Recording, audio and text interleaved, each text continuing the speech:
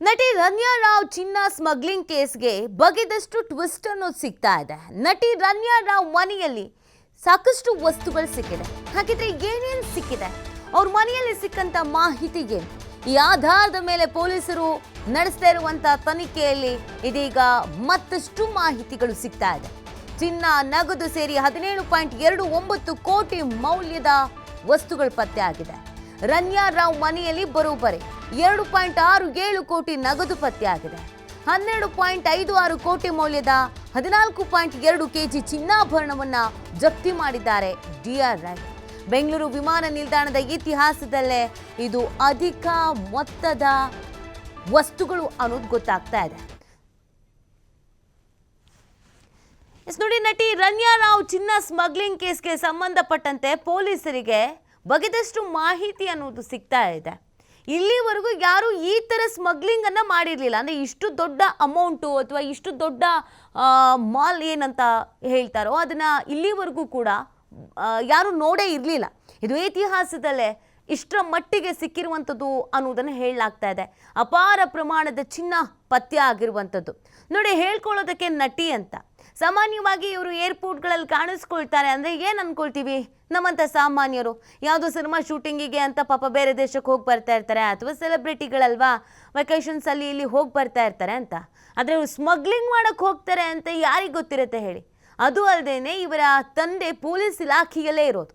ಹೀಗಿದ್ದೂ ಕೂಡ ಈ ಥರದೊಂದು ವರ್ತನೆಯನ್ನು ಮಾಡಿದ್ದಾರೆ ಅಂತಂದರೆ ನಿಜವಾಗ್ಲೂ ಕೂಡ ಆಶ್ಚರ್ಯ ಅಂತ ಅನಿಸುತ್ತೆ.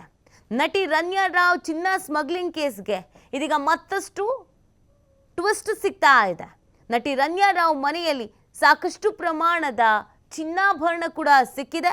ಅದರ ಜೊತೆಗೆ ಅಧಿಕ ಪ್ರಮಾಣದಲ್ಲಿ ನಗದು ಕೂಡ ಸಿಕ್ಕಿದೆ. 17.29 ಕೋಟಿ ಅಂತಂದರೆ ಯೋಚನೆ ಮಾಡಿ ಎಷ್ಟರ ಮಟ್ಟಿಗೆ ಇವ್ರ ಮನೇಲಿ ಕಾಸಿತ್ತು ಅಂತ. 2.67 ಕೋಟಿ ನಗದು ಪತ್ತೆ ಆಗಿರುವಂಥದ್ದು. ಅಪಾರ ಪ್ರಮಾಣದ ಚಿನ್ನವನ್ನು ಸದ್ಯಕ್ಕೆ ಜಪ್ತಿ ಮಾಡಲಾಗಿದೆ, ತನಿಖೆಯನ್ನು ನಡೆಸಲಾಗ್ತಾ ಇದೆ. ಈ ಪ್ರಕರಣ ತನಿಖೆ ಶುರುವಾಗ್ತಾ ಇದ್ದ ಹಾಗೇನೆ ಈ ಪ್ರಕರಣದಲ್ಲಿ ಇನ್ನೂ ಹಲವರು ಅಥವಾ ಬೇರೆ ಬೇರೆ ಸೆಲೆಬ್ರಿಟಿಗಳು ಕೂಡ ಇನ್ವಾಲ್ವ್ ಆಗಿರಬಹುದು ಅನ್ನುವಂಥ ಅನುಮಾನವನ್ನು ವ್ಯಕ್ತಪಡಿಸಲಾಗ್ತಾ ಇದೆ. ಅದರ ಜೊತೆಗೆ ಇವರ ತಂದೆ ಕೂಡ ಪೊಲೀಸ್ ಇಲಾಖೆಯಲ್ಲೇ ಇದ್ದಿದ್ದರಿಂದ ಅವರ ಸಪೋರ್ಟ್, ಅವರ ಸಾಥ್ ಕೂಡ ಇತ್ತ ಅನ್ನುವಂಥ ಒಂದು ಅನುಮಾನ ಕೂಡ ಹುಟ್ಕೊಳ್ತಾ ಇದೆ. ಈಗ ಆ ಆ್ಯಂಗಲ್ನಲ್ಲೂ ತನಿಖೆಯನ್ನು ನಡೆಸಲಾಗ್ತಾ ಇದೆ. ಸದ್ಯ ರನ್ಯಾ ರಾವ್ನನ್ನ ವಿಚಾರಣೆಗೆ ಒಳಪಡಿಸಲಾಗ್ತಾ ಇದೆ. ಈಕೆ ಜೊತೆಗೆ ಯಾರ್ಯಾರು ಕಾಂಟ್ಯಾಕ್ಟ್ನಲ್ಲಿ ಇದ್ದರು, ಹೇಗೆ ಈಕೆ ಸ್ಮಗ್ಲಿಂಗನ್ನು ಮಾಡ್ತಾಯಿದ್ರು, ಎಷ್ಟು ದಿನಗಳಿಂದ ಎಷ್ಟು ವರ್ಷಗಳಿಂದ ಮಾಡ್ತಾಯಿದ್ರು, ಏನೇನು ಪ್ಲ್ಯಾನ್ ಹಾಕ್ಕೊಳ್ತಾ ಇದ್ರು, ಈಕೆ ಜೊತೆಗೆ ಯಾರ್ಯಾರು ಕೈ ಜೋಡಿಸಿದ್ದಾರೆ, ಇದೆಲ್ಲದರ ಬಗ್ಗೆ ಕೂಡ ಇದೀಗ ತನಿಖೆಯನ್ನು ನಡೆಸಲಾಗ್ತಾ ಇದೆ. ಈ ತನಿಖೆ ಸಂದರ್ಭದಲ್ಲಿ ಏನೆಲ್ಲ ಸ್ಫೋಟಕ ಮಾಹಿತಿಗಳು ಲಭ್ಯ ಆಗುತ್ತೆ, ಇದಾದ ನಂತರ ಯಾರ್ಯಾರನ್ನ ಮತ್ತೆ ವಿಚಾರಣೆಗೆ ಒಳಪಡಿಸ್ತಾರೆ, ಎಲ್ಲವೂ ಕೂಡ ಬಹಳ ಕುತೂಹಲಕ್ಕೆ ಕಾರಣವಾಗ್ತಾ ಇದೆ. ಬೆಂಗಳೂರು ವಿಮಾನ ನಿಲ್ದಾಣದ ಇತಿಹಾಸದಲ್ಲೇ ಅಧಿಕ ಪ್ರಮಾಣದ ಚಿನ್ನ ಜಪ್ತಿ ಆಗಿರೋದು ಇದು. ಚಿನ್ನ ಜಪ್ತಿ ಆಗ್ತಾ ಇದ್ದ ಹಾಗೇನೆ ಆಕೆಯ ಮನೆಯ ಮೇಲೂ ಕೂಡ ರೇಡ್ ಮಾಡಿದ್ದಾರೆ. ಆ ಸಂದರ್ಭದಲ್ಲಿ ಮನೆಯಲ್ಲೂ ಕೂಡ ಅಪಾರ ಪ್ರಮಾಣದ ಚಿನ್ನನೂ ಸಿಕ್ಕಿದೆ, ಹಾಗೇನೆ ನಗದು ಕೂಡ ಸಿಕ್ಕಿದೆ.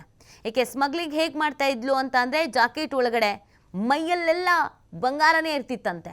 ಸೊ ಯಾರಿಗೂ ಅನುಮಾನ ಬರಬಾರ್ದು, ತುಂಬ ಸಲೀಸಾಗಿ ಇಲ್ಲಿಂದ ಪಾಸ್ ಆಗಬೇಕು ಅನ್ನುವಂಥ ನಿಟ್ಟಿನಲ್ಲಿ ಕೈಯು ಕಾಲು ಎಲ್ಲ ಕಡೆಯಲ್ಲೂ ಕೂಡ ಗೋಲ್ಡನ್ನು ಇಟ್ಕೊಂಡು ಹೋಗ್ತಾ ಇದ್ಲಂತೆ.